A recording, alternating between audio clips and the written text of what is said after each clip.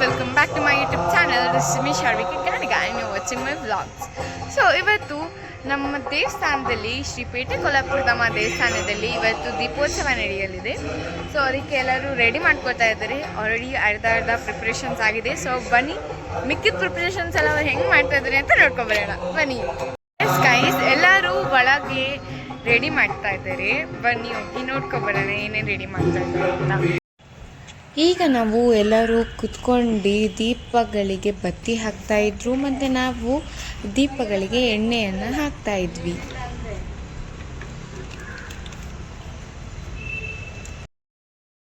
ಇಲ್ಲಿ ನೋಡಿ ಶೋಭಕ್ಕ ಅಮ್ಮ ಮತ್ತು ಶಾರದಾ ಆಂಟಿ ಎಲ್ಲರೂ ಸೇರ್ಕೊಂಡು ರಂಗೋಲಿಯನ್ನು ಬಿಟ್ಟು ಅದಕ್ಕೆ ಕಲರನ್ನು ಹಾಕ್ತಾಯಿದ್ರು.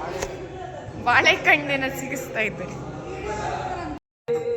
ಇಲ್ಲಿ ನೋಡಿ ರಂಗೋಲಿಯನ್ನು ಎಷ್ಟು ಚೆನ್ನಾಗಿ ಬಿಡಿಸಿದಾರಲ್ಲ. ಅದಾದಮೇಲೆ ರಂಗೋಲಿ ಎಲ್ಲ ಬಿಡಿಸಿ ಕಂಪ್ಲೀಟ್ ಮಾಡಾದ್ಮೇಲೆ ಅದ್ರ ಮೇಲೆ ದೀಪಗಳನ್ನು ಇಟ್ಟಿದ್ದಾರೆ.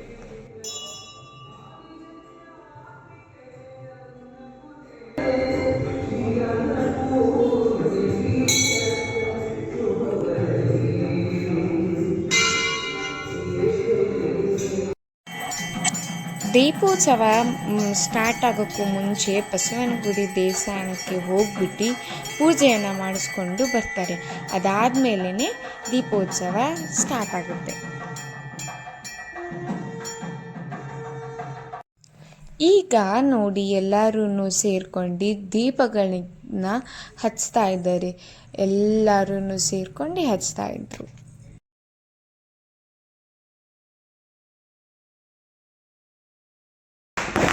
ಎಲ್ಲರೂ ಒಳಗೆ ದೀಪವನ್ನು ಕಚ್ತಾ ಇದ್ರು ಅಂತ ನಾನು ಅರಿವಿ ಹೊರಗೆ ದೀಪಗಳನ್ನು ಕಚ್ತಾ ಇದ್ವಿ.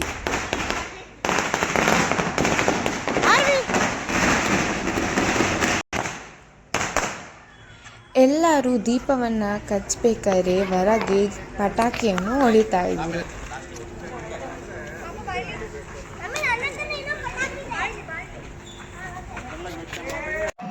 ಈಗ ದೇವರಿಗೆ ಮೊದಲು ಒಂದು ಬತ್ತಿಯನ್ನು ಇಟ್ಟು ಆರತಿಯನ್ನು ಬೆಳಗ್ತಾರೆ. ಅದಾದ ನಂತರ 2 ಹಾಗೆ 3 4 ಮತ್ತು ಅದಾದ ನಂತರ 51 ಬತ್ತಿಗಳನ್ನು ಇಟ್ಟು ಆರತಿಯನ್ನು ಮಾಡ್ತಾರೆ ದೇವರಿಗೆ.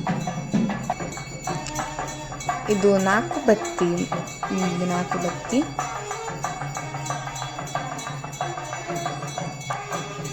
ದೇವರಿಗೆ ಆರತಿಯನ್ನು ಬೆಳಗಬೇಕಾದ್ರೆ ಇಡೀ ದೇವಸ್ಥಾನನ ಫುಲ್ ಲೈಟ್ಸ್ ಎಲ್ಲ ಆಫ್ ಮಾಡ್ತಾರೆ. ಆ ದೀಪಗಳು ಉರಿತಾ ಇರುತ್ತಲ್ಲ, ಆ ಬೆಳಕಿನಲ್ಲಿ ದೇವರನ್ನು ನೋಡಲಿಕ್ಕೆ ಎಷ್ಟು ಆನಂದ ಆಗುತ್ತೆ ಗೊತ್ತಾ.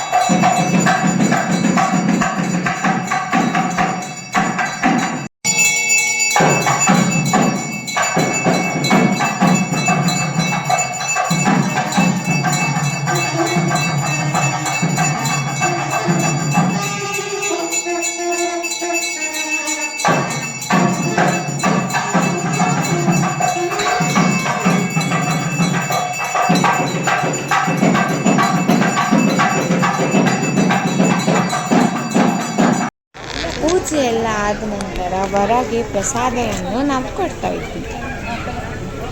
ಇಷ್ಟು ಜನರು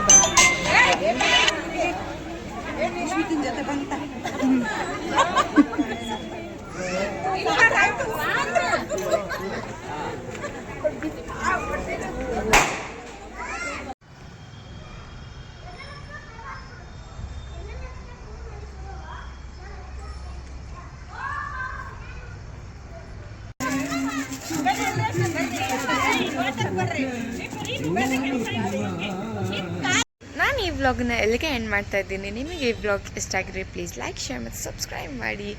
ಆ್ಯಂಡ್ ಯಸ್ ಬೈ ಬಾಯ್.